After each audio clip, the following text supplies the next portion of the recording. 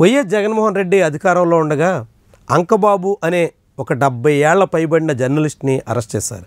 ఆయన ఇంట్లో ఉండగా హుటాహుటిన అధికారులు వెళ్ళి ఉన్నపళంగా తీసుకొచ్చే ప్రయత్నం చేశారు. ఆ తర్వాత ఆయన్ని కోర్టు ముందు హాజరుపరిచినప్పుడు రిమాండ్కి అంగీకరించకపోవడంతో బెయిల్ మీద బయటకు వచ్చారు. ఆ కేసు కొనసాగుతుంది. ఇంతకీ ఆయన చేసిన నేరం ఏంటి? అప్పట్లో ఆయన వాట్సాప్లో ఒక ప్రచారం నిర్వహించారు. విజయవాడ ఎయిర్పోర్ట్లో ఒక సీనియర్ ఐఏఎస్ అధికారి భార్య బంగారంతో పట్టుబడ్డారు. దుబాయ్ నుంచి వస్తూ బంగారం దిగుమతి చేస్తుండగా అధికారులు పట్టుకున్నారు అనేటువంటి అభియోగాన్ని ఆయన ఒక వార్తాంశంగా మలిచి వాట్సాప్లో ప్రచారం పూనుకున్నారు.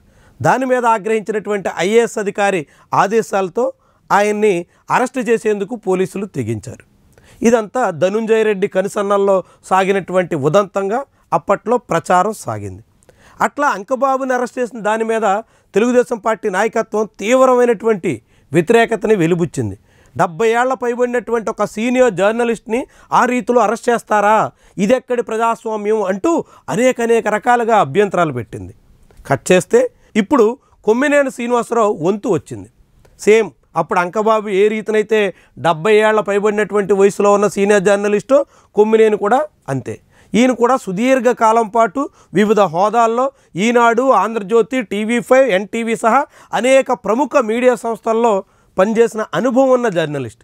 ఈయన కూడా ఒకనాడు చంద్రబాబుకి సన్నిహితుడు. ఆ తర్వాత చంద్రబాబు వైరి శిబిరంలో చేరారు. అప్పటి నుంచి చంద్రబాబుకి కొమ్మినేనికి మధ్య వైరుధ్యం పెరిగింది. అనేక రకాలుగా తగాదా నడుస్తుంది. ఇప్పుడు కొమ్మినేని కూడా ఉన్నపళంగా నేను మందులు వేసుకుంటాను, మందులు తెచ్చుకుంటాను అన్నా కూడా నన్ను అంగీకరించలేదు అని వాపోయినప్పటికి కూడా పోలీసులు అంగీకరించకుండా ఉన్నపళంగా హైదరాబాద్లో అరెస్ట్ చేసి విజయవాడ తరలించారు. అక్కడి నుంచి గుంటూరులోనే నల్లపాడు పిఎస్కి తరలించారు. నల్లపాడు పిఎస్ నుంచి ఆయన్ని కోర్టుకి హాజరుపరిచారు. సేమ్ అప్పుడు అంకబాబు విషయంలో వైఎస్ఆర్సీపీ హయాంలో జరిగినటువంటి తంతు మాదిరిగానే ఇప్పుడు కొమ్మినేని విషయంలో తెలుగుదేశం పార్టీ నాయకత్వం వ్యవహరించినట్టుగా కనిపిస్తుంది. అంటే అంకబాబుకు జరిగినటువంటి దానికి ప్రతీకారంగా ఇప్పుడు కొమ్మినేని కట్టడి చేసి కస్టడీలోకి తీసుకుని దానికి ప్రతిఫలం చెల్లించేదానికి తగ్గట్టుగా చర్యలు ఉన్నాయా అనేటువంటి అభిప్రాయం వ్యక్తమవుతుంది. అప్పుడు ఇప్పుడు కూడా సీనియర్ జర్నలిస్టులు, 70 ఏళ్ళ పైబడినటువంటి ఉద్దండ పాత్రికేయులు, పైగా వాళ్ళిద్దరి నేరం ప్రత్యక్షంగా లేదు. అంకబాబు వాట్సాప్లో వచ్చినటువంటి మెసేజ్ని ఫార్వర్డ్ చేసినందుకు ఏ రీతినైతే ఆయన మీద కేసు పెట్టి అరెస్ట్ చేసే ప్రయత్నం చేశారో, కొమ్మినేని తాను నిర్వహించిన లైవ్ షోలో ఎవరో మాట్లాడిన దాన్ని అడ్డుకోలేదు అంటూ ఆయన పాత్ర లేకపోయినా ఇప్పుడు అరెస్ట్ చేసేదానికి పూనుకున్నారు. అంటే అప్పుడు ఇప్పుడు పూర్తిగా కక్ష సాధింపు చర్యలకి, పూర్తిగా ప్రతీకార చర్యలకి పూనుకుంటున్నట్టుగా కనిపిస్తోంది. పాత్రికేయుల్ని అందుకు భాగస్వాములుగా చేస్తున్నట్టు కనిపిస్తోంది. పాత్రికేయుల్ని కట్టడి చేసేదానికి తెగించినట్టుగా కనిపిస్తోంది.